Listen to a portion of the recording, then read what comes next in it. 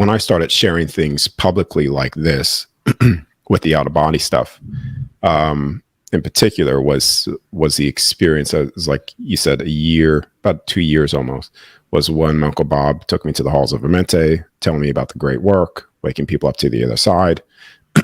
And my thing was, okay, well, what is the best way to wake people up to the other side? Do I just preach about it? Because that's what people do. And I'm like, I don't want to be a preacher. Why not just show people how to access that through the out of body state? Seeing is believing seems like the best way to do it for me. So that's really the motivation of why I'm even doing this, you know? Mm-hmm. So.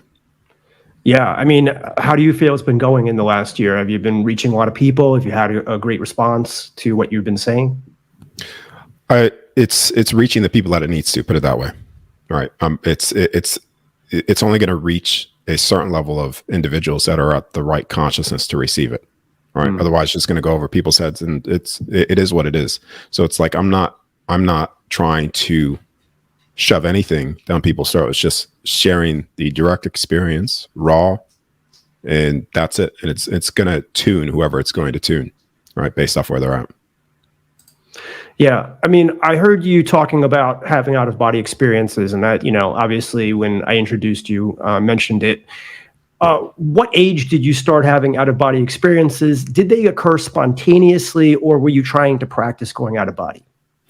As a child, and they always happen naturally to me. I remember as a child, always in sleep paralysis, doing things that I actually thought, like back then, that I was doing physically in my physical body, but it was a blend between two. Like, sometimes as a child doing it with the physical, sometimes sleep paralysis popping out, etc. And I was seeing so much stuff as a child, beings, entities, stuff like stories that I don't necessarily share.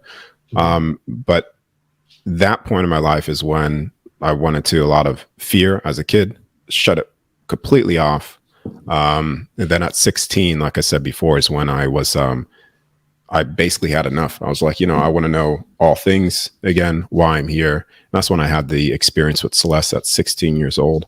And she was the one that was showing me pretty much everything: the void, black space, constructs, realms, dimensional spaces, how time works, who I am, like the first memory and stuff like that, past lives, etc. And at that time, I didn't have a way to articulate that experience. I would try to share it to people, and it would just be like, it felt like this and it felt like that. But through the years now of continuous, right? We go to 2014 is when the out of body state started to happen to me. Literally every single night when I was in Morocco, every single night I was in sleep paralysis again, like when I was a kid, and they were happening so much, and I was coming out of my body so every single day, where I begged it to stop. This is where with the out of body state, when you do it, if you do it too often, you get a frying out effect of the central nervous system. It's almost like a computer, right? So if you are constantly downloading terabytes of information and more and more and more into the computer will slow down, right? So that's what was happening to me. Like, it was sleep paralysis every single night, coming out of my body every single night. And I was just like, I just felt drained, completely drained. And I begged it to stop, and it slowed down. And then I started to do more research on how could I actually get control over this? How could I take what's happening to me naturally, fully understand it, and have control over it? And that's what I've been doing now. Now I have a certain thing that I do, a method that I use for myself, where I shut down my body when I want to, and I could exit it. And typically it's done once a week or so. Yeah. You mentioned a name. Did you say Celeste? I'm not sure what. Celeste. So this is not a real person, but it's more like a spirit that was guiding you in your out of body experiences. Is that correct? Yeah. So the best way to look at Celeste is a spirit guide, what people consider a spirit guide. But she wasn't a guide to me. She was someone that I've known for a very long time, pre-planning certain things before coming here, etc. It's but that would be the best way to describe her, is a spirit guide for people. Is she still present in your life when you go out of body? Yeah, I've seen her about 3 more times, and that's about it. But it was typically the other 3 times were accessing the void again, and certain things. She also showed me time for the time for the second time. Yeah. So she showed me how time works 2 times. What the first one when I was 16 years old was like that thin. It was a crystal. It's like a crystal thin layer of glass that she could put her hand on and fast forward through certain time events. Right. That was the first way that she showed me time on the other side. The second time, which was the best way that she explained it to me, is that all time on the other side is all happening. Right. And the bet is she showed it to me like this. She took a deck of cards and she spread them out on a table like flat. So you had all these different, and she said, this is how you view time. You go from this card to this card to this card to this card, all event driven. Right. And she said, this is how we view it. And she took the deck of cards, put them all together. And she said, look down. As I looked down through the top, right, it was almost like all of it opened up where you could see all things happening all at once. All right. So that's how they view time on the other side. Everything's event driven. It's based off certain cycles, certain events. This is why I talk about this construct having 12 realms, 12 months, really 13. It's supposed to be 13, but everything's based off certain events and certain cycles that then are used to, you use the cycle. Well, you talk about they use those cycles too, because they know the inevitable event markers that will take place. So. Well, I was going to leave the time for a little bit later in the questioning, but since you brought it up, so you're saying that our time does it run differently than in the spirit world or in the astral realm? Yeah. So time is now when you're out of your body, you can access potential time events. I've accessed that through my field, right? So time is viewed much differently when you're out of your body than here. Here, we view it as a linear process, skipping from one thing to the next. There, when you're out of your body, you could see all things, potentials happening all at once. Now, the astral plane, when people talk about astral is just a dimensional space within realm 1 here. So in this construct, contains 12.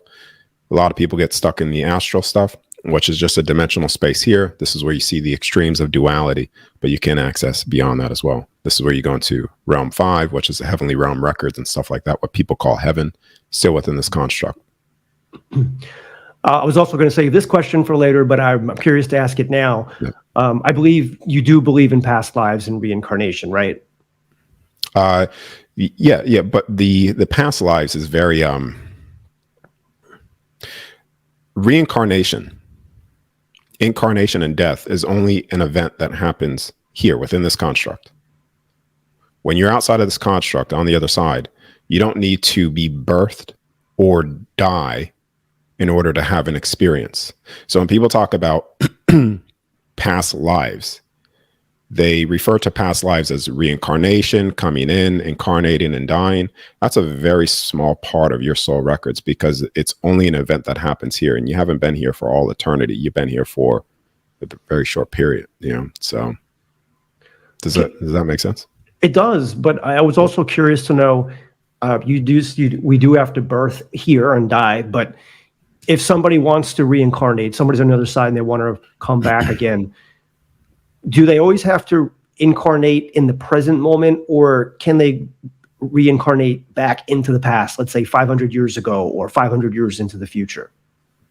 How I know it to be is that it's the present time. Now, what you incarnate into the present time. Now, when you want to access certain records within what is taking place within this realm, those could be accessed through the records. So it's not necessarily you incarnate in there, but you can visit key time frames and events that have taken place in the past, and you could go into that experience as if you're physically there, but it's more of like viewing a virtual reality movie. You know what I mean? Instead, I know exactly what you mean. I wanted to know, since I've never been out of body before, what is it like to go out of body? And when you're out of body, can you choose to go anywhere you want to go? Yes. So the out of body state is there's a massive misconception of an understanding of what the out of body state is. When people think of the out of body experience, they lump it into astral projection, dreams, and lucid dreaming, and it's not like that. I'll explain why, but it's not like that, right? The out-of-body state, a true out-of-body experience, is no different from a near-death experience. It's a near-death experience controlled. You don't necessarily, when you're doing the out-of-body state, you shut down the body. Now, you're not shutting down the body to where you die, but you're shutting down the body to an extent where the heart rate is extremely low, etc., entering sleep paralysis, where you could pop out. Now, when you're in the out of body state in near death, you're 100% fully conscious, fully aware. It's actually more real, more physical, more dense. Your soul is more physical and dense than the physical body that you're using right now. When you are in a dream, lucid dream, astral projection, the consciousness is about 25 to 50% there. This is why you get people with lucid dreams. They're like, I've had this vivid dream or vivid whatever, but they still fade in and out of consciousness. When you come out 100% fully conscious and aware through an OBE, right? When you come out of your body, it's going to feel like you physically stood up out of your bed, your physical body, but you realize that when you turn back around, you can feel your physicality, that your body's still sleeping on the bed. And this is why I said it's more physical, more real, more dense, but you could also command your space and your field and access things, right, as well. So this is where it goes into, it's all the pleasures of physicality with no limitations once you leave the body. And so when you go out of body, do you make a decision usually, I want to go here or there? Can you go to a physical location? Can you go to an astral location or the spirit world? How does it work? Yeah, so you could typically, when people first come out, they access just within realm one, this realm that we're in. And that's seeing things taking place in real time. So you many times I went over to my friend's house, was seeing things that they were doing privately, even to the point where I've done it so many times where they actually said, stop spying on us. So I just pulled back. You could tap into thought forms. Thought forms are kind of different because what you're actually viewing is when people have certain thoughts, they are projecting that thought form into their field. They're creating a dimensional space within their field. This is why typically when people dream or lucid dream, they're only accessing typically their field through their dimensional space, their thought forms, experiencing that. This is where you get the extreme of experiencing the pleasures and then also being stuck in quicksand as something's chasing you, right?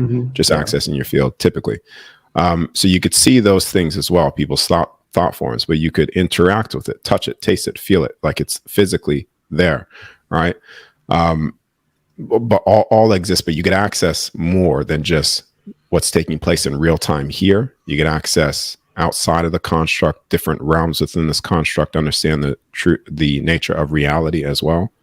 But it all becomes accessible to you. But a lot of people get stuck typically in battling with their fears there. When somebody first comes out, it's like because their thoughts are projecting in their field, it's typically they see all this nefarious stuff. If they have a lot of fear-based narratives running, and it's like really they're battling with that for a long time. And so they just confront it and pretty much just like, kick it in the face really, and then it just dissolves, because I spent quite a long time, actually, years of battling with my fear until I got a grip on my emotions. And I was just like, man, I wasted a whole bunch of time with all this fear stuff. And then when I've gotten rid of the fear around certain things, more access, I got more access to more things, relatives, records, etc. Interesting. So, yeah, I mean, I don't know if I really have lucid dreams, but my dreams seem very real. Like I see color and they feel sometimes more real than real life to me. And I generally don't have fearful dreams. I have nice, pleasant dreams. So, I do enjoy the dream state. But yeah, you're saying that you're going out there and you're able to look at physical locations, like you said you were going to your friend's house. So surely, if you can do that, there are probably people inside the government, whether it be United States, Russia, or any of the big countries, that could do the same thing. And I don't know, absolutely. Maybe. Yeah, and if they're doing that, then they can spy. Technically, right? Like they can spy anywhere in the physical realm, even underground. So how does any of these countries keep their secrets safe from that? Can they protect themselves? Because this is interesting, but I read a book. It was called Alien Agenda by Jim Marrs, and they talked about a remote viewer in the government who was able to not only go to a different location, he was able to go back in time. And I believe this was the 90s. He was able to go back to the 1950s, and he said he spied on Eisenhower having a secret meeting with aliens at, I believe it was Edwards Air Force Base circa 1954. And So he's in there, right? His consciousness, the remote viewer's consciousness, is in this room where it's just the president, some of his security men, and these three aliens. And the aliens were able to detect his presence, and they were able to do something like, I don't know what they did, but they block him. Yeah, they blocked him. Yeah. So this is yes, you can access things, but you can block. You could put a barrier around your field where no one can penetrate it. Right. Essentially, this is why so many people, their emotions in their field is so. Well, when I come out of my body, I see a lot of things, not because I'm trying to intrude, just because it's there. A lot of people are just like open books in a sense, because their emotions are out of control. They don't know how to control their field. But when you're out, you could block certain things from coming in. I mean, you are the consciousness is the dictator of the universe, so you can block if you don't want anything to see you and stuff like that. So I mean, they have certain things that I've noticed when out, like certain places I just could not fully go into, but I won't necessarily get into details. But I have seen underground tunnels and things like that, and in the underground tunnels, very dark, nefarious things that if people are on par with what's been going on with underground tunnels and saving of children and stuff like that, that I've seen that out of body. And so, yeah, that stuff is all true. Absolutely. Is there any way that you could interact physically with something that you come across? Like, let's say you pop out of body and you want to go somewhere. Let's say, make it easy, an example, like your friend's house. That you can see them. You could, all the things that you can do as a human being, right? So you can, well, maybe you can see them, you can hear them, you might even be able to smell them, I guess. But yeah, all of it, but they can't necessarily see you. Yeah. Okay, so it's kind of like the movie Ghost, right? It was like the kind of movie Ghost where the ghost character was trying to touch and he just couldn't. He was just moving through objects. Is there any way to physically interact with what you see, or the people, or the things when you're out of body in that sense? So this is where I've tried many times with my partner to do certain things, and I've actually pulled back on that. But to a limited degree, yes. I remember the first time I was taken to the cathedrals, right? There's beings out the side of my door. And I remember I keep all the doors locked here. And I remember coming out of my body, unlocking the door essentially to go down. And as soon as I went down, they took me to the cathedrals, like a dimensional space, etc. I remember waking up from that experience, looking at the door, and the door was unlocked. So there are slight things that you can affect in the out of body state in the physical as well. It's not like that. I've tried to do more things, but they don't have an effect. But like slight little, you could call glitches, do occur. What you're doing there. I remember many times I've tried to. This is going to sound pretty, based off how I say it, but it's, I tried to pull one of my friends' soul out of the body to come out of the body as he was sleeping because he was having a hard time. It didn't necessarily work because he woke up with like a massive like migraine headache afterwards. And I remember even going to my partner and basically like, because I would do this religiously for like a year. I don't do it anymore because I'm just like whatever, but religiously for a year coming out of my body, I would go over to my partner and I would be like, jumping on the bed, trying to wake her up, or like coming to her saying, trying to grab her. Yeah. Going to my partner, trying to like, pinch her or something like that, or like try to wake her up, shake her. And I remember one time, all right, it was just one time, she wakes up and she looks at me and I'm like, you could see me. She's like, oh, like, when someone's waking up from like a deep sleep, she's like, no, Darius, no. I was just like, you could see me. And then that was it. And then I popped back in my body, and I knew that she saw me at that point when I was out of my body. But it's like, did she actually see me just because she was in that certain frequency state? Because, you're talking about, you're just waking up. So you're in that sort of dreamy state anyway. So tune into that frequency. I think that's the only reason why that blending effect occurred, where she could see where I was in that dimensional space, but yeah, to a limited degree. Yes. You could. Do you think it's possible for anyone to have out of body experiences? Anybody achieves I'm not a special person. It's not that I have a special type of gift that no one else could do. Everybody could do what I do and even more some, right? It's just there are certain things that souls come in to this realm that are just naturally, they have a gift that has not shut down, right? It's not dormant, right? All dormant abilities everybody could do. Everybody could do the out of body state, right? It just depends where you are. So it's almost like a muscle. Say, for instance, mine was always a natural process for me with sleep paralysis. People have natural sleep paralysis. And literally, if you have sleep paralysis naturally, that is the gateway to access the other side, right? If you know what to do and how to pop out of your body through that, right? Other people don't have sleep paralysis and they don't have it naturally. Some people have never experienced sleep paralysis before. So it's almost like a atrophied muscle, right? So it just takes a little bit more work to make the muscle start working again. And then bam, it's like but yeah, everybody could do what I'm doing. And there's nothing that I'm doing that's a special or because I've trained for lifetimes of lifetimes. It's everybody has the ability to do all things, right? It's just and I'm I just want to make that clear because it's not, none of this is special to one person. So that's important. Otherwise that puts people in a place where they think that they're underneath or below me just because I'm doing something that they can naturally do anyways if they desire to do it, So, and that's not true at all. Well, I mean, that's encouraging to hear. I think for a lot of the viewers out there, they're probably in the same position, right? I would think a small minority of people are able to do what you can do.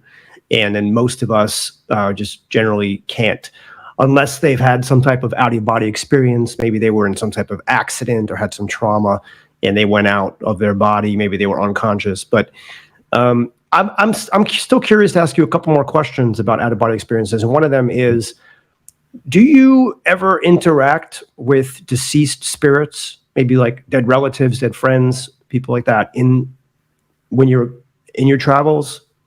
Yeah.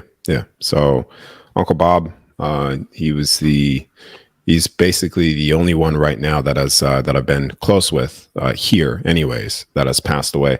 I've seen him many times in the out of body state. But it was, like I said, it was kind of funny because for years in this out of body stuff, I was dealing with my fear, not understanding that my thoughts were creating dimensional spaces within my field. So when I was coming out, I was seeing all this stuff like attacking me and stuff. And I'm just like, just years of battling with that until I can navigate through that and realize, wait a second, this is, I'm creating this in my field. And then that solved. As soon as I got rid of the fear is when my Uncle Bob actually presented himself to me the first time. Right. Because it's almost like that field is like not penetrable, right? When you create that, when you're out of your body. So when that was gone, my Uncle Bob came to me, my dead relative, and he took me to the halls of Amente. And it was the first time I heard of the hall. I didn't even know what the halls of Amente are. I don't read books. I'm not a researcher in that sense.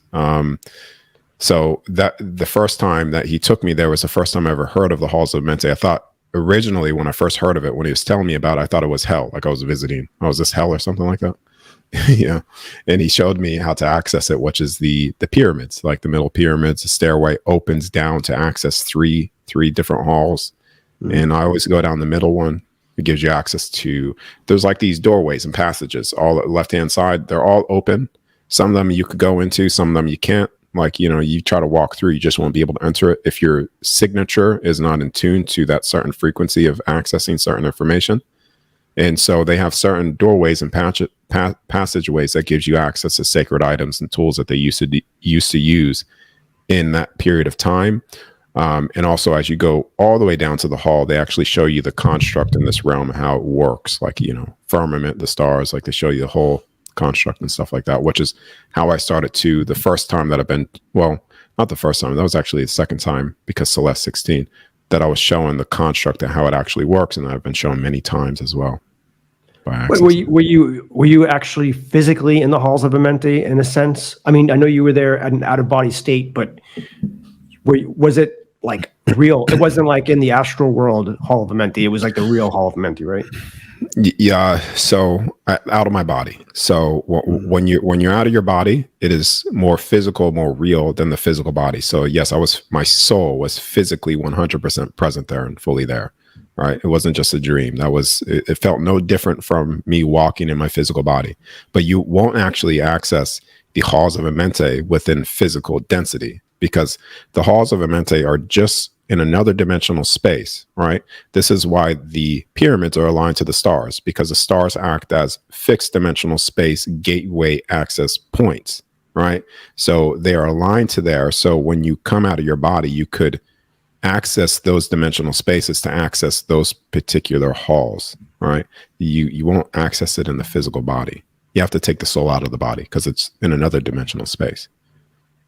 So there's no way for anybody to access the halls of Amente, and just physically they can't go to the pyramids and go down and see it. Well, I mean, I would be surprised if you. I mean, you could probably do it, like if there was like a because it's so heavily guarded and stuff like that.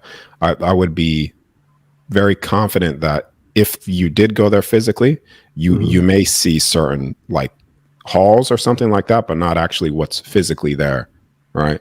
If that makes sense. It's almost like you may access a certain room, but the physical item when you're out of your body won't necessarily present itself to you. Does that make sense? Yeah, it does. Yeah, it does.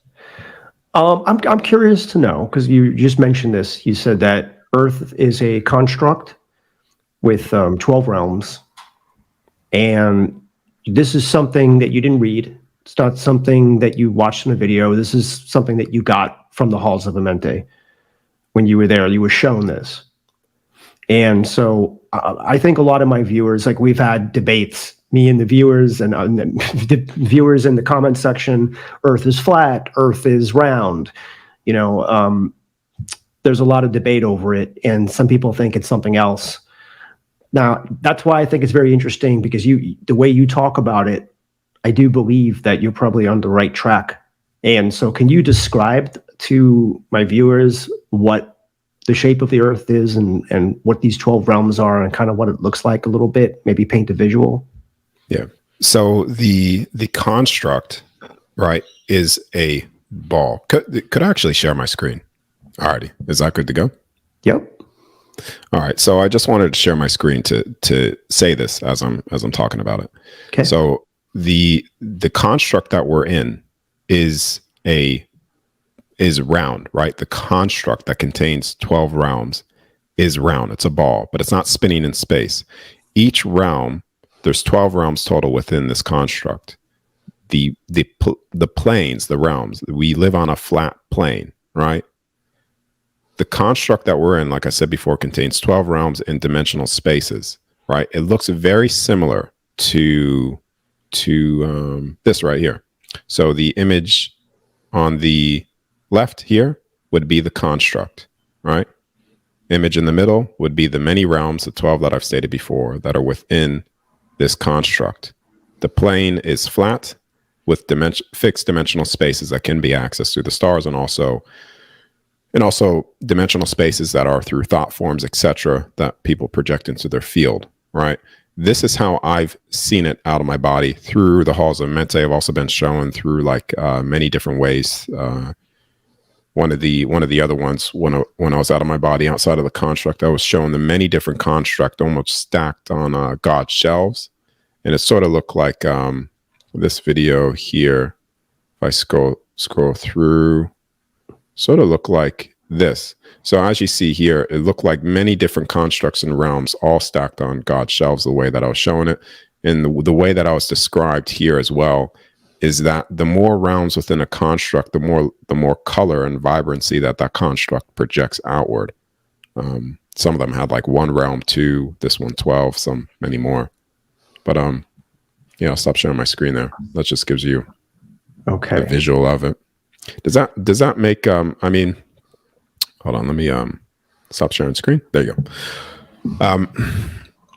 I know that this is a pretty controversial topic or whatever, but the thing is, once you see it out of your body, you seeing is believing. So I'm not necessarily trying to convince anybody, because inevitably people will cross over. It's one of the inevitable events within this realm. Everybody will inevitably cross over and access all things again, whether if that's through death or an out-of-body experience. My thing is, all things is available to you. If you want to see the truth for what it really is, come out of your body and see it, or try to access it. You have the ability to with practice, but this is the way that it was shown to me many times through the halls of Amente. We live within a construct that has 12 realms. The planes are pretty much a plane, pretty much. Okay. And it goes, yeah, go ahead. Sorry. No, I have a lot of questions, but you said if somebody wants to really access it, they'll access it. Can they do it through meditation alone? Do they have to? Does it have to be in a dream, like in a sleep state, or in a car accident, or losing consciousness? Or can someone who's a good meditator close their eyes and just have that intention and go there? Yes, but you need to learn how to navigate certain spaces. Like I said, but meditating, typically when people go into deep meditation, what they're going within. They're going within their field, their dimensional space, right? It's because each soul is a universe to itself, right? They could experience whatever they want within their field, create whatever it is, and all the pleasures and whatever. But you could meditate and do this, but you would need to learn how to still project your consciousness outside of your field to access, everything else. And some people, when they're dreaming, right? This is why I said typically in the beginning of this, typically people are only accessing their field in their dream because they're just accessing within their field. But you can. Well, some people, when they dream, they're not only accessing that, they are accessing outside of their field as well. This is where they automatically go, wow, that was a very different dream. I was shown this by a different being, because they're accessing more. They're accessing out of their dimensional spaces, etc. So it can be accessed as well through meditation, through dreams, through lucid dreams. But you need to know how to control and access and navigate through those spaces. The out of body to me has been the direct path of like, okay, physically coming out, you're 100% there, you navigating it, seeing it for what it is. And that's, yeah. So. I think another question, I know you tried to show us and explain, but there are probably going to be a few viewers who are going to be a little confused because I'm not 100% clear. So you're saying that the construct is in itself is round. And yeah. Let me actually share. Sorry, let me share this one. Sure. I have another because it's just a little hard to conceive for me. I'm a very visual person, so if I see it visually, it helps me a lot. Yeah, no problem. Let me try this one. This one may be a little better because that one was the larger nature. That one took me takes me 30 minutes to go through. This one takes me like 5 minutes. A little bit easier to understand, I think. You can see my screen? Yep, it's right there. Oh, okay. So basically, I've already described the construct, the realms, dimensional spaces, right? Mm-hmm. So also, when I say it's round, it's sort of like this, right? Let me go down to this one here. It's just a short nature of reality one. So basically, the construct here is round. But inside that construct, we live on a flat plane, right? Sort of what you see in this image on the right here too. It's a ball, right? The construct is a ball. The realms are balls, with the firmament above, right? But the plane is flat. There's also a core. There's a core on the bottom, what people refer inner earth, which is inner earth is not necessarily accurate. What is below there is a core. That core also projects certain key, like it acts as a portal as well to access other realms within the construct. That's a way to do it as well. Does that give you a better visual of it, an understanding? It does. So are there? We live on one of the planes, but you said there are additional planes, right? Yeah. So the realms let me just go back up to this one, right? Mhm. So think of when I say planes, right? So this is round one. So total of 12 within this construct. So round one is here, the circle, see the core there, on the bottom what I was talking about. Now, there are 12 planes and 12 realms, really 12 realms within this construct. So you can access more realms within this construct by going through the core. Core gives you access to other realms the way that I've been showing it out of my body, But to how do the we get many to the different realms. how do we Yeah, get go to ahead. the core? How do we get to the core? I was actually showing that by a bean. Okay, yeah, okay, I got you. We logged out, so maybe Yeah, there you maybe go. maybe some telling me to pull back a little bit because that's kind of weird that we lagged out. I usually take those as signs. But the what was the question that you asked me? You were talking about accessing the core.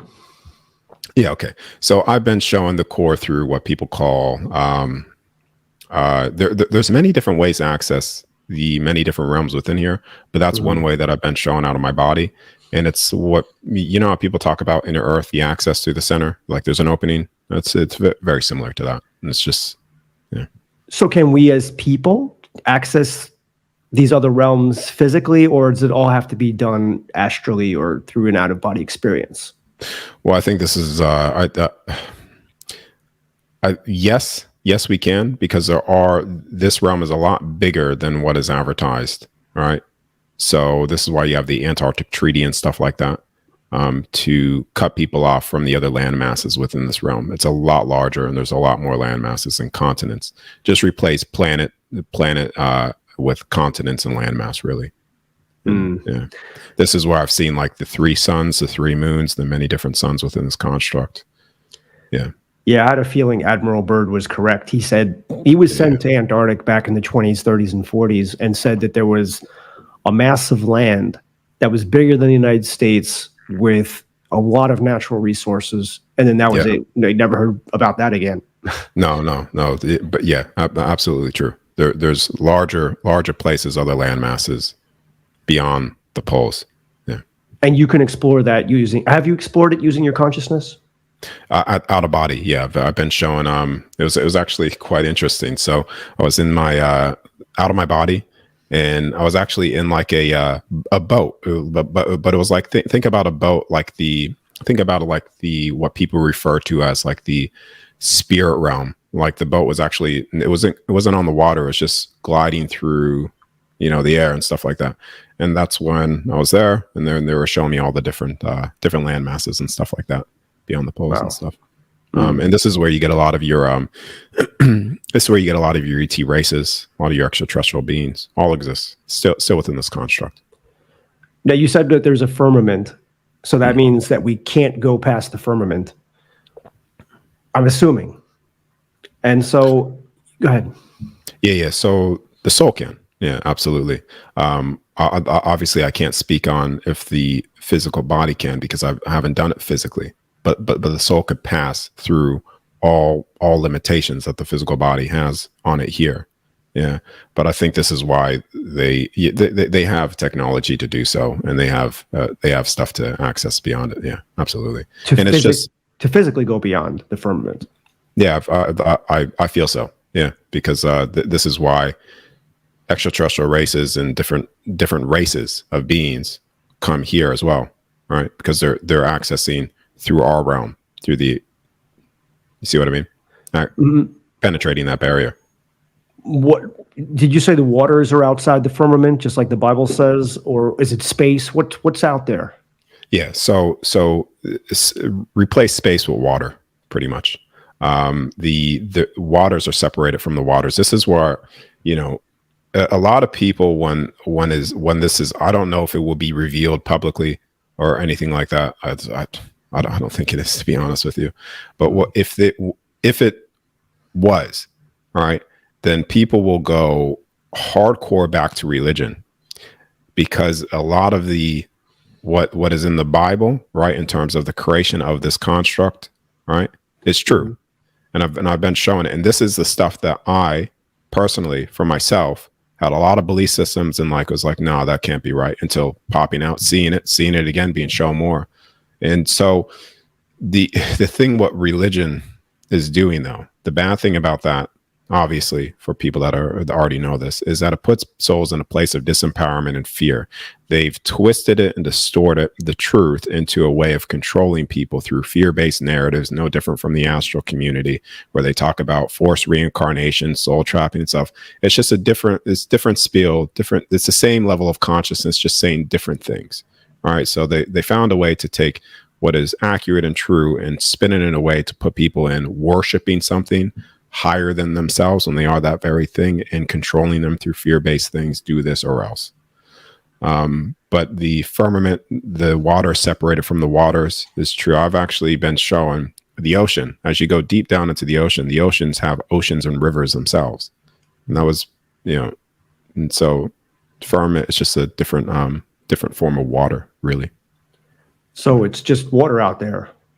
I mean, when you're going in, like past the, like, let's just say, into different realms within this construct, you do penetrate that water barrier firmament. So yeah, but then it's just like another, air and stuff like that.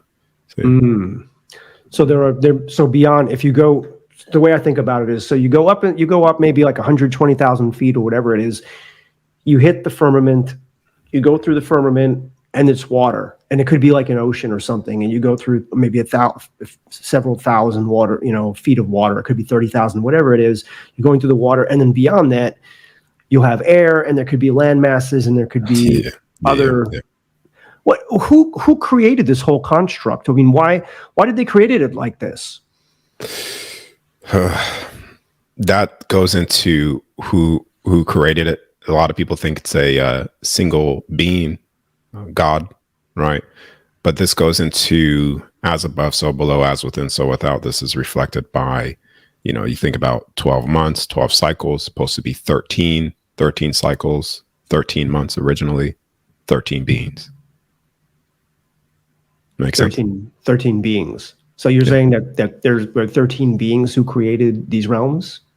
That's what I've accessed so far. Yeah. So it's like not 13 that have created realms, but in terms of the overall construct at large, you're talking about the creation of let's just call this the earthly realm construct, right? That contains all those realms. Who created that is not necessarily a singular being. It's been a combined collaborative between 13. Okay. That makes sense. Yeah, it does.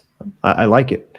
It also goes into a lot of people. It's like a lot of people think follow the light. The light is the thing. Go to the light. I've always been shown that the beginning of all things was the void, the black space. Light is always secondary. You even look into, the creation of the earthly realm. It's let there be light. God said, "Let there be light," and then light was secondary. It's something to think on too. Well, Darius, you touched on the soul trap idea, and I've had a guy on the show named Howdy Mikowski. He's written books about it, and I've had a few other people talk about it, but I really want to get your perspective, because to me, life sometimes seems unfair. Like this whole realm is kind of unfair.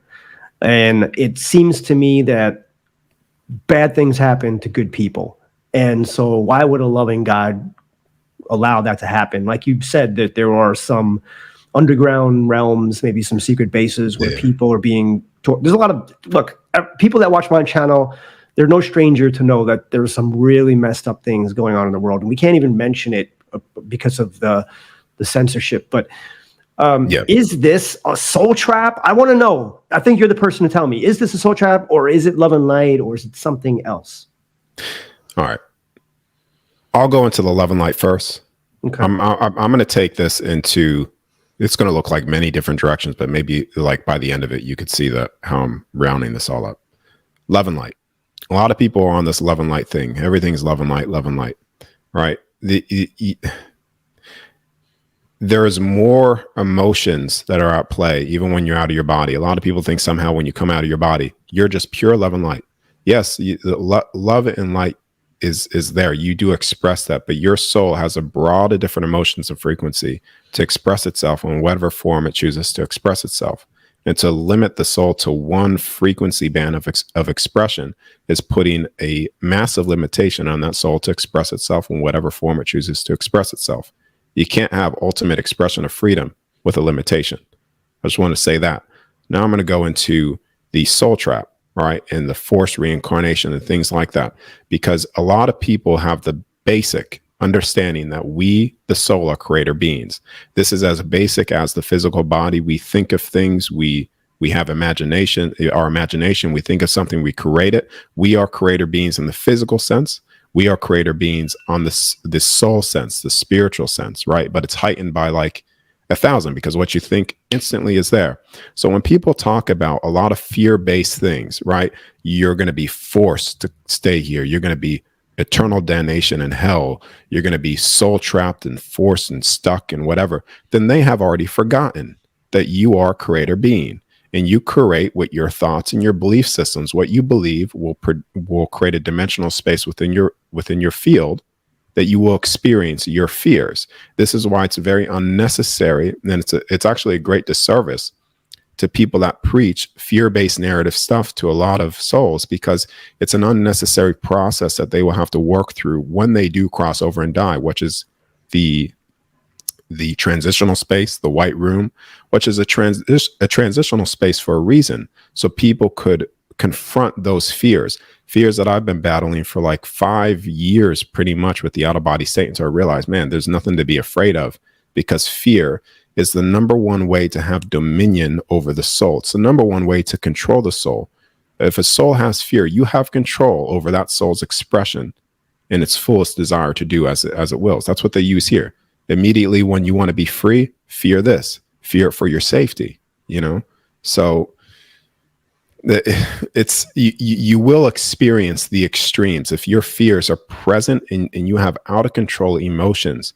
When you leave the body, when you cross over temporarily, right, you will be presented with those fears and things that you have to work through. It's stuff that I had to work through. It's also things that many near-death experience people experience when they end up dying, and if they have a strong fear-based narrative of hell and eternal damnation, they temporarily experience that until they say, I've had enough, please help me. They reach out, and then they access all things again. Same thing applies with the out-of-body state, you know. So you can never control and entrap the soul unless the soul believes that it can be entrapped and imprisoned. And then you give your power away to be entrapped and imprisoned by believing it to be so. The body, your physical body, could be imprisoned, but you cannot control the soul unless you believe it to be so. Man, I really love hearing that, you know, because it really validates what I've come across in my research. I've seen people talk about having near-death experiences where they felt like they were in hell, like what they claim is an eternity, and seeing other beings there and suffering so much. And then they say they cry out to Jesus to be saved, and then they eventually get saved. And it speaks to just what you said a few moments ago, is that they create this reality construct through these fearful beliefs. And that's why, like with religion, the indoctrination of fear, and it almost makes them create this reality. It does. It makes them create this reality that they have to go through an experience. And then after they're there long enough and have had enough, then they realize that they're really the only ones that can take themselves out. And so they do. But I mean, why do so many bad things happen in our physical reality? Is it just because there's so many variables, or there's so many bad people, or is there bad spirits, or what is causing so much bad stuff to happen here? Okay. So I said those two things with the love and light, and then also the soul trapping, which I think I made very clear, right? Now, the why, right? This is what I've accessed and come to an understanding through out-of-body states and just accessing certain things as well. And without getting caught up into, like, you know, you get caught up into many different belief structures and stuff like that, I'm just going to say it very direct as it was stated to me. This construct was originally created to experience that which you are not on the other side. So we are experiencing what we are not when we're on the other side. We don't experience these things. We don't experience the decay of the body, the distortions, all of the pain and suffering. This was to experience the extremes, right? But I feel that and know that this has gotten so extreme that many souls aren't even experiencing that what they originally agreed upon, right? Because it's like, it's like that complete pendulum swing, right? And so this is where I've also been showing many different things of like, why and stuff like that. But that I'll just leave it at that, because just understanding that alone, that this realm, what was created for that purpose, right? Like now it's like, all right, you see past the duality, you see past the bullshit, you could see what's at play, and then start seeing as well, okay, well, if this realm was created to experience the extremes, then you also had beings that play certain roles and characters and scripts. This is what I've been shown before with a being flying me over a city when I was out of my body, saying that every single soul is playing their scripts perfectly, etc. Like we're pretty much, when you become aware of things, how things work, it's like you're almost watching a play playing out, almost like it's like people are literally playing their scripts, like they're playing the roles without even realizing that they're playing the roles. This is where but do we plan our lives out on the other side before coming here, in a sense? Certain, not every single detail, no, but certain event markers, like let's just say major events, yeah. Now let's just say my plan was to coming here was to have all these out of body experiences and doing what I'm doing now. Now that was a major event that would probably be pre-planned, right? But the many different paths that I could have taken to do that's not planned at all. It's like the I like to use this one a lot, this concept. It's almost like one of the inevitable events within this construct is that every single soul will inevitably wake up to all things again, whether through death or coming out of their body and accessing things. They will see and awaken to all things again. Now, in that process, that big event that's inevitable to take place, it doesn't matter what path or experiences that soul has, it will always meet that event marker. Same thing applies to certain aspects with your life. Certain things you have set certain things that you want to fulfill for yourself, for instance, like major things, but the little nuances and things of little experiences are not planned at all. No, it's just that major thing of getting there. You said does that make sense? No, it does. It definitely does. Okay. Yeah, definitely. I know there's a lot of variability when we come here, and not every detail is planned out, but just the major, I guess, mission, or so to speak, or whatever we're trying to accomplish. Yeah. There's so many questions I could ask you, but you said that consciousness is basically the thing that overrides everything, right? Like we can change our reality. We can go where we want to go and see what we want to see, learn what we want to learn, all just through our consciousness. Yeah. If somebody is living a physical reality here that is not one that they want or desire, and I know we always get what we deserve in a sense, but if they are living, they have a terrible life, maybe they'd have. Go ahead. Let me stop you there. Not everybody's getting what they like. People that are in a terrible life, like it's not necessarily they deserve it. This is why I said before, when people listen back to this, I think that we have gotten so extreme that many people aren't experiencing that which originally they agreed to. So not all things I necessarily agree with that, but I just wanted to make that clear, because then but keep on going. That's perfect. You could always stop in and clarify. I like that. Those type of people that you just mentioned, can they change their reality through their consciousness, through their thinking? Is that possible that they could have a much better life just by kind of willing it? I mean, I know that action is part of it, but can they make major changes? Yeah, absolutely.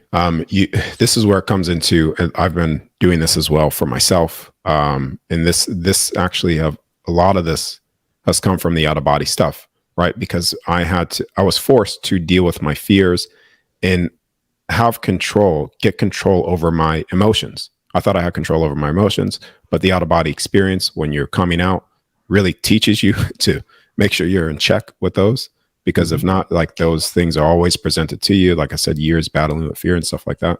But yeah, you can change certain things through your willingness and desire to do so by cleaning out your field in particular. A lot of people are typically that have a lot of mentally battling with themselves.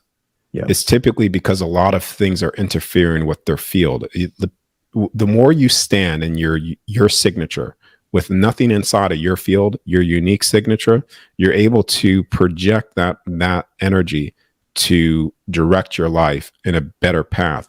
When you have other entities and beings, physically or not, standing within your field, their thought forms, their desires become roadblocks for your soul desires.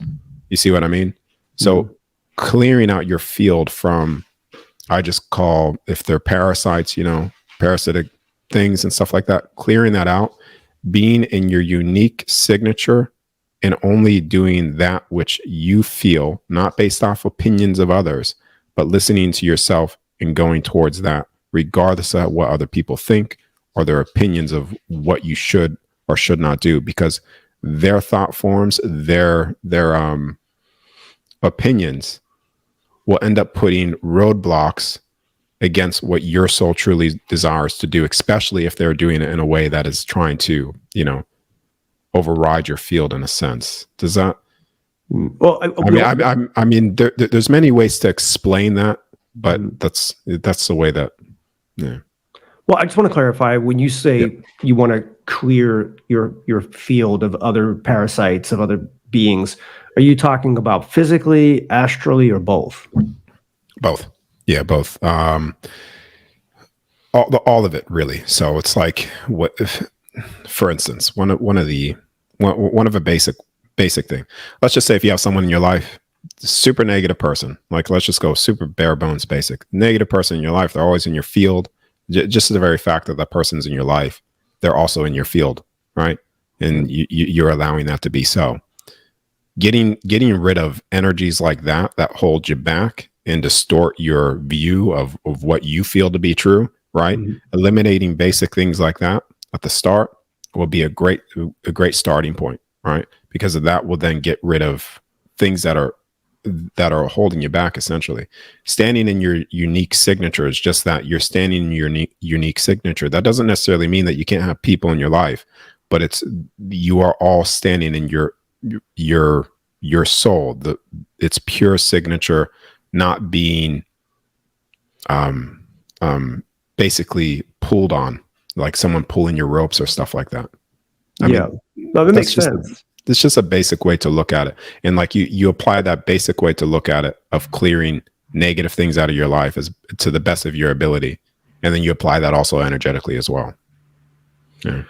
Can you just look at people? I mean, I know you say that you've learned a lot from out-of-body experiences, but during your waking conscious state, are you able to just look at people and get an intuitive sense of what kind of person they are, whether they're good or bad, or what kind of hindrances they have in their life, something like that?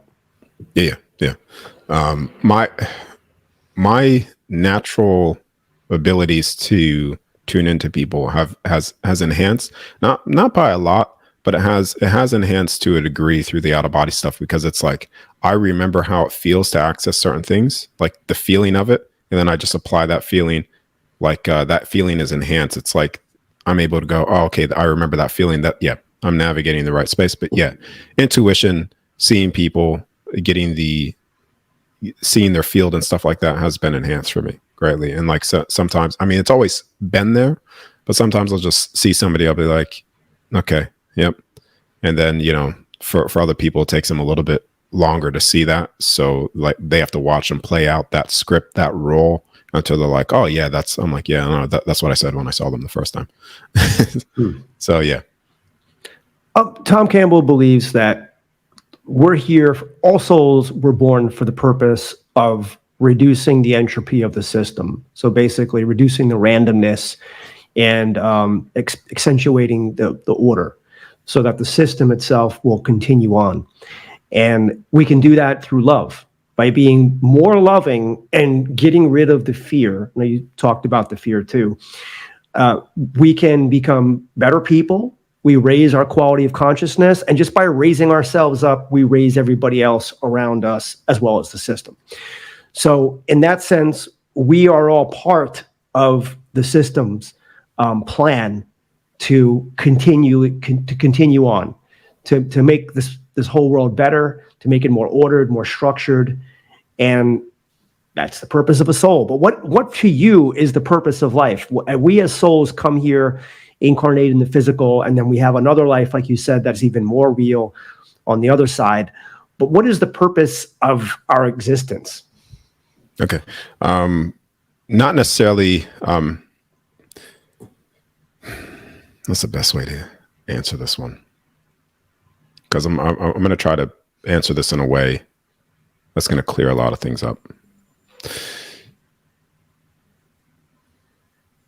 We're not necessarily here, right?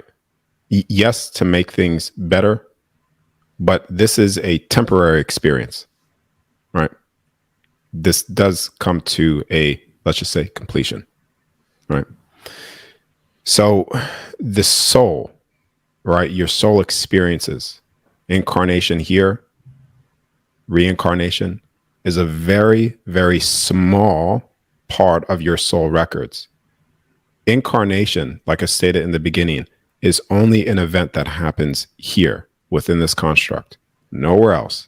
You don't need to die on the other side or incarnate to have multiple experiences. When you choose to enter different constructs on the other side, you don't need to be birthed into it. Your soul just goes into it because your soul is physical. It is physical there, right? So you go into another construct over there to experience whatever you want. You say, cool, I've had enough. You pop out and you're done, right? There's no death process or incarnation.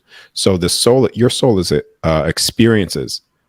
You have had a lot, but in terms of this particular construct, the incarnation and stuff that has taken place here is a very, very small aspect because it's, you're talking about coming in from realm 12 all the way down to realm 1.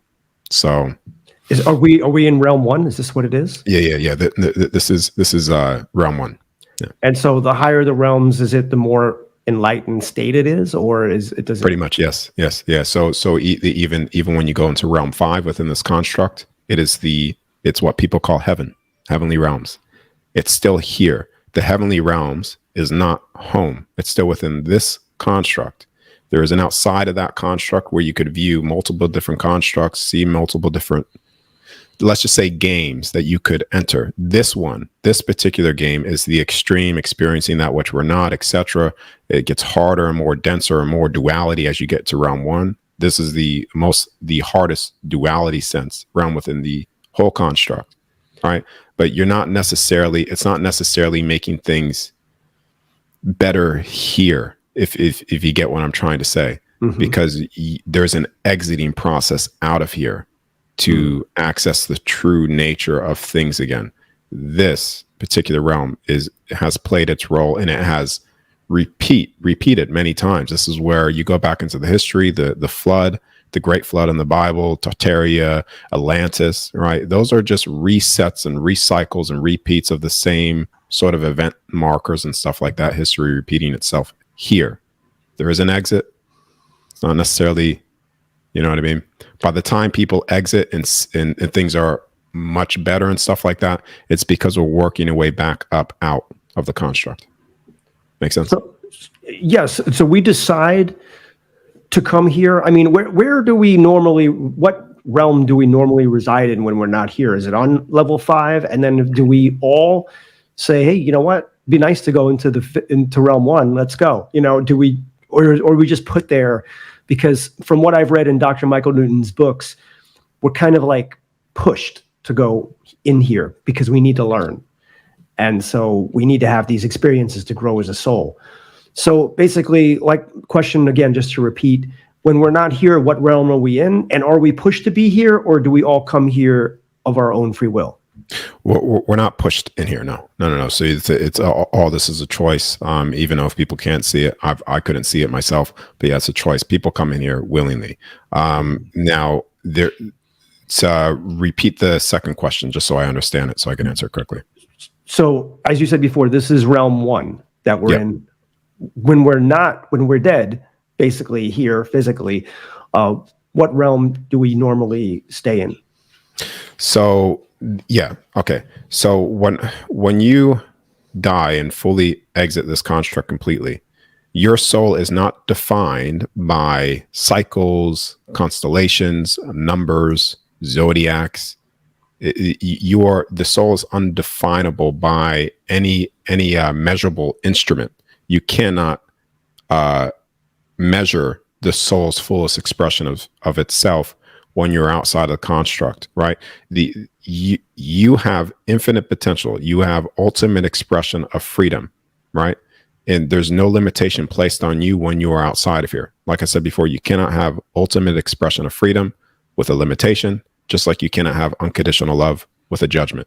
So when you're outside of this construct completely, you are infinite soul essence. Your soul is a universe to itself, to experience that which you desire and want to, whatever it is that you want to experience. You're not defined by this construct. You're not defined by realm 1 or realm 5, the heavenly realms. You're not defined by any of it. Nothing. You're free to do as you wish. And as you're the soul, when you're out, think about outside of like the image that I showed you with the constructs. You're outside of all those constructs. Well, you could create things within your field to experience things that you want to experience the most, or just interact with all things again. You go out to the infinite beyond that is infinite and experience that whatever you want to. Does that make sense? Because I'm trying my best to make sure that it actually, I'm usually good with images so people can visualize what I'm saying, but I'm trying to explain it in a way that's easy for people to understand. Yeah. I think you made it clear as possible. Okay. So when is there really this? Is there like a one place like the spirit world that all the souls go to, or they're in just various realms? I mean, do we have a life like when we're not in the physical here? Do we have a real life somewhere else where we just do things, or do we kind of just exist in our own mental construct, like you said? I mean, what is it like when we're not in the physical? I'm not talking about out of body, but I'm talking about when you're no longer alive. Yeah. So that's what I'm talking about, right? So when you're out of body, your soul is your consciousness, who you are right now, for instance, who you are right now. When you leave and access outside of all things again, right?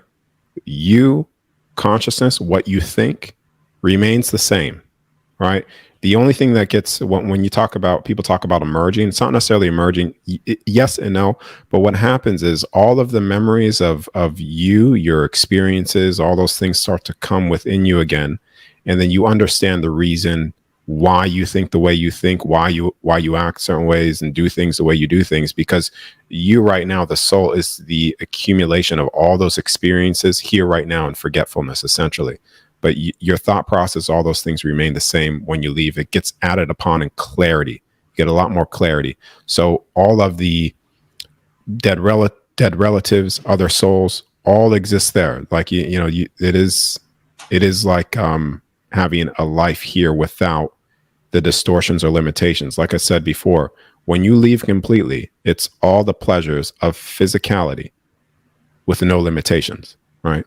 We don't just blip into nothingness or merge with all we lose our sense of individuality. Your soul, each soul always has individuality that never changes. Yeah. Are all souls born unique, kind of like snowflakes with their own unique imprint? That's a good way to put it. Yeah, that's a probably better way to put it than what I'm saying. But yeah, each soul is so unique in its soul's expression that there's no other soul like the other, right? So when people say that we're all the same, that's true, but it's not, right? We are so different from one another. You could even argue that we're not even the same at all. But in terms of the energy that we live on forever, the consciousness always exists. Each soul is like that. So yes, we are the same in that aspect, but for our soul's expression, our unique signature is very, very different because everybody, yeah. So when I die and I leave this realm and I go back to it, I will have much more clarity. I will understand things better. Yeah. And I would say most or all of the knowledge, because you said this life that I'm living now is just a very small part of my soul history. Yeah. The knowledge of the whole knowledge of my soul will come back to me when I leave this realm. Okay. Yeah. And I will understand why I lived the life I did and everything. But how many lives on average would you say the average person here on Earth has lived? I mean, in this realm, is it 20, 30, 50, 100, or is it just all across the board depending on the souls? I'm not sure exactly. I know I've had many based off of accessing the halls of Amente and stuff, the cathedrals. It's almost like when you come into this construct, you come into the higher realms, and then you come down and down and down and down and down. So it's almost like everything is like a copy. It's like a copy and paste. It gets smaller, more distorted, more dent. So I would say in this particular construct, the reincarnation and or incarnation and stuff like that could be anywhere as as little as just 12, 12 or 13 incarnations just here.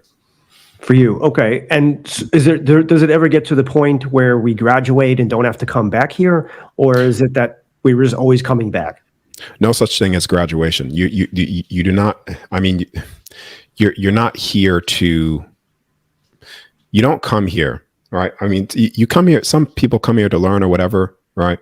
But it's not like you are here. Okay, you need to check these boxes. When you check these certain boxes, then you could leave. And if you don't check these boxes, then you have to come back. Bullshit.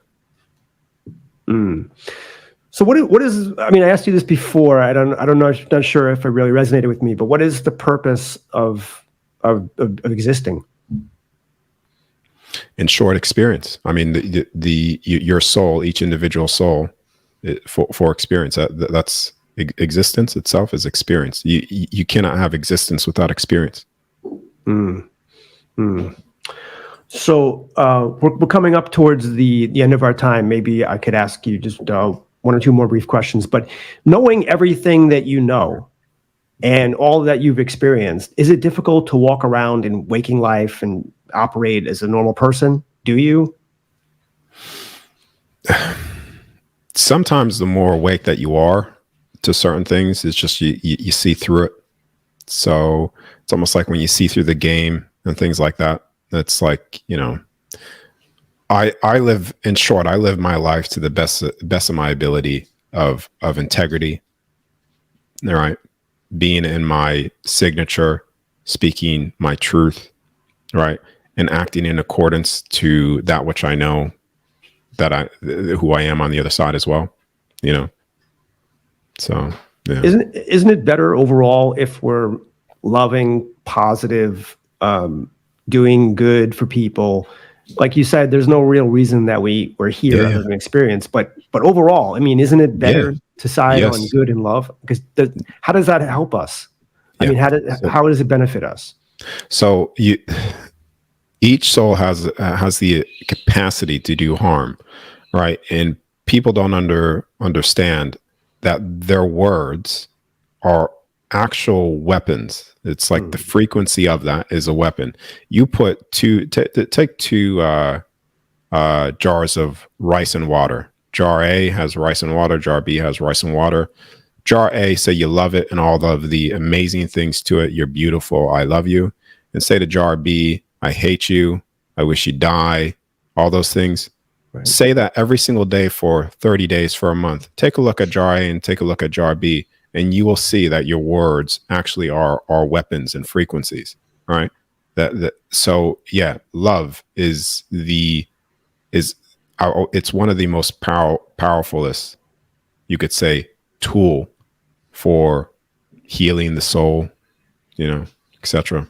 So yeah, the thing is, when you do something bad that's outside of that, like you feel it for a reason, like it's bad, because naturally, your soul knows, to be in accordance to love and act in accordance to integrity, right? When you step outside of that, which is what's very prominent here, which is experiencing the extremes, you could feel that. So yeah, love trumps all things. Absolutely. Okay, I just have one more question, and then we'll get to how people can find you. But does money to you and all your experience, is there some type of spiritual component to money, or does it matter? What is money to you in this realm? I mean, is it something that people should be striving for, or is it something that people are fated for, or is it even important?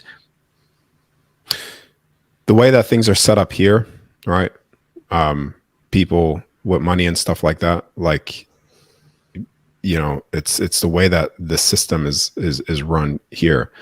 I wish that money didn't even exist, to be honest with you. The exchange and the way exchange is done here, I do not like it at all.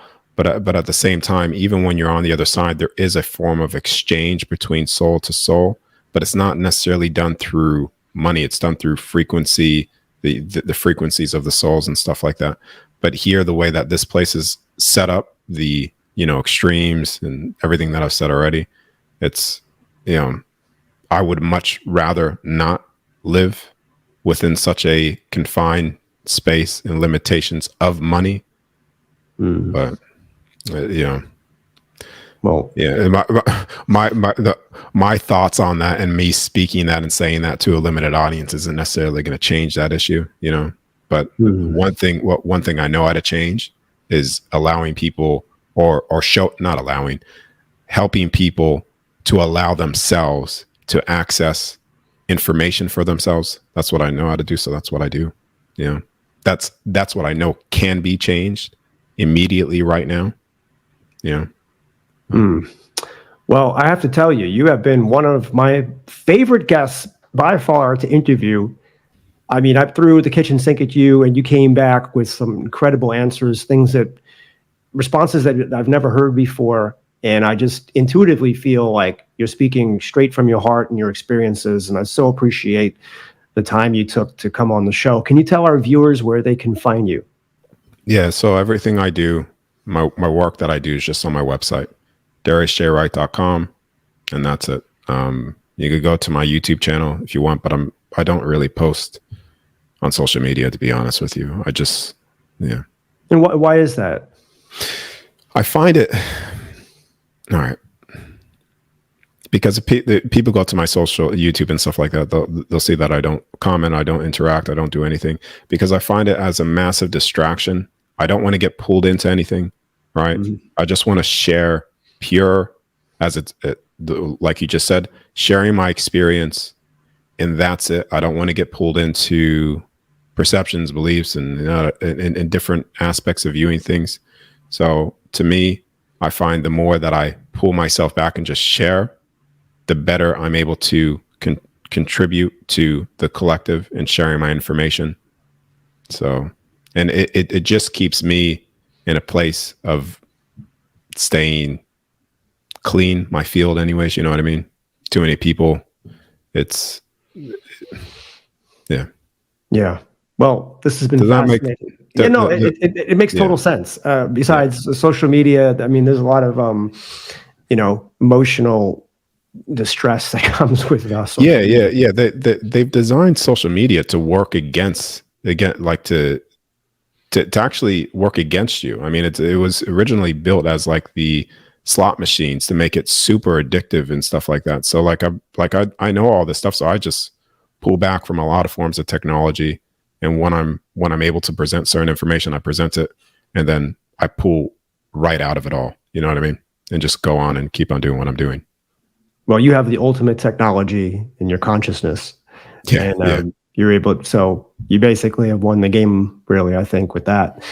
So, well, anyway, I mean, look, I'm sure my viewers are going to have questions. I don't know if you're up for a second interview, but I would love to have you. You can let me know through email, and it's been great. Yeah, thanks for having me. I actually enjoyed the questions as well. So awesome. It was good. Awesome.